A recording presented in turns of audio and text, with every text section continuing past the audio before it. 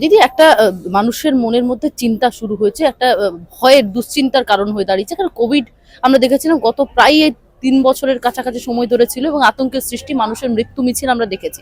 Nipah virus আসছে, নিপা ভাইরাসটা কি, কতটা আতঙ্কের, কোভিডের মতোই কি নাকি তার থেকেও বেশি ভয়ানক?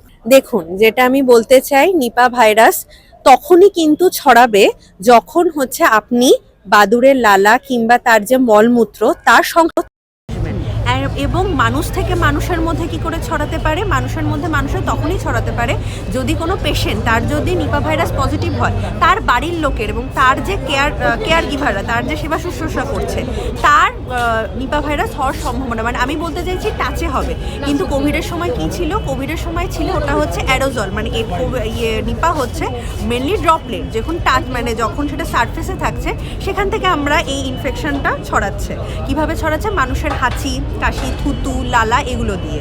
তো কোভিডের সময় কি ছিল, কোভিডের যে পার্টিকেল ওটা আমাদের বাতাসে ভাসছিল, ঠিক আছে? তো সেই জন্য আমরা তখন অনেক বেশি মানুষ আক্রান্ত হচ্ছিল। কিন্তু কোভিডের যে মর্টালিটি রেট মানে আমরা বুঝি যেটা, মানে আমি যদি সাধারণ মানুষের জন্য, মানে 100 জনের মধ্যে কতজন মানুষ মারা যাবে, কোভিডের মর্টালিটি রেট অনেক কম ছিল। সেক্ষেত্রে নিপা ভাইরাসের মর্টালিটি রেট অনেক বেশি, 40 থেকে 70% হচ্ছে মর্টালিটি রেট।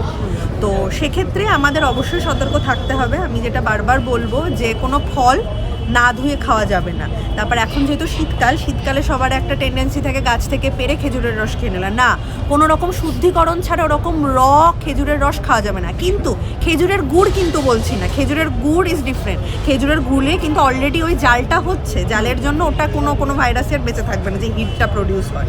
তো ওটাই হচ্ছে ব্যাপার, আমরা এগুলো করবো। সবচেয়ে বেশি সাধারণ মানুষের জন্য সবচেয়ে যেটা ইম্পর্টেন্ট, হ্যান্ড হাইজিন, মানে ভালো করে হাত ধুতে হবে। কোভিডে যেমন কিছু সচেতনতা, হ্যাঁ, সেরকম কিছু সচেতনতা আমাদের করতে হবে। আমার বক্তব্য এটাই, কোভিডে যেমন অনেক মানুষ আক্রান্ত হয়েছিল, নিপাতে কিন্তু মানে এটুকু আমরা বলতে পারি অত সংখ্যক মানুষ অত তাড়াতাড়ি আক্রান্ত হবে না। কিন্তু আমি ওই যে বারবার বলছি যে রুগীর একদম পার্শ্ববর্তী, যেমন আপনারা অলরেডি, আমি জানি না খবর দেখেছেন কিনা, অলরেডি এসেছে যে ওই নার্সদের সাথে যেসব আরএমও ডক্টররা কাজ করেছিলেন তাদের কিন্তু অলরেডি এইমস থেকে রিপোর্ট নেগেটিভ এসছে। তো বুঝতে পারছেন যে ছড়ানোর যেই চান্সটা সেটা অনেকটা কম। কিন্তু হ্যাঁ, যদি হয়ে যায় তাহলে সেক্ষেত্রে মারা যাওয়ার চান্স, মানে মর্টালিটিটা অনেক বেশি। দিদি কি অবলম্বন করতে হবে, যেগুলো মেনে চলতে হবে? ওই যে বললাম, আমাদের নিয়ম মেনে হাত ধুতে হবে, ঠিক আছে? সাবান দিয়ে 20 থেকে 30 সেকেন্ড অবধি আমাদের হাত ধুতে হবে। হাত না ধুয়ে খাবার খাওয়া যাবে না। বাইরে থেকে গিয়ে আমরা ঘরে গেলাম, আমরা হাত ভালো করে একদম 20 থেকে 30 সেকেন্ড সাবান দিয়ে হাত ধোবো।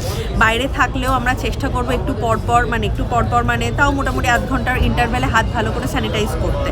আর যেটা বলার যে মাস্ক, ঠিক আছে, আমরা একটা N95 কিংবা সার্জিক্যাল মাস্ক পরে থাকতে পারি।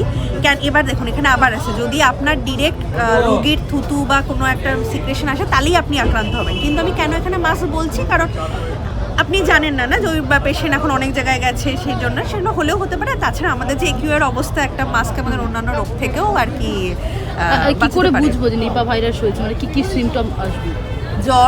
জ্বর থাকবে, জ্বরের সাথে বমি, একটা শ্বাসকষ্ট সমস্যা হবে, হাঁপানি, একটা শ্বাসকষ্টজনিত সমস্যা হবে।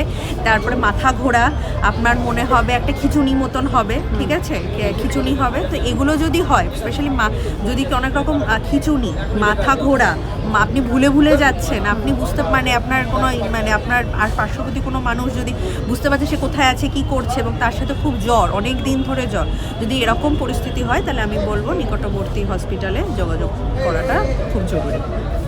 আপনার নাম, ডেজিগনেশন? আমার নাম ডক্টর অভিনন্দন বিশ্বাস, আমি microbiologist from Malda medical college. Thank you. বাংলা হান্টের আরও খবর দেখতে নজর রাখুন। বাংলা খবর মানেই বাংলা হান্ট।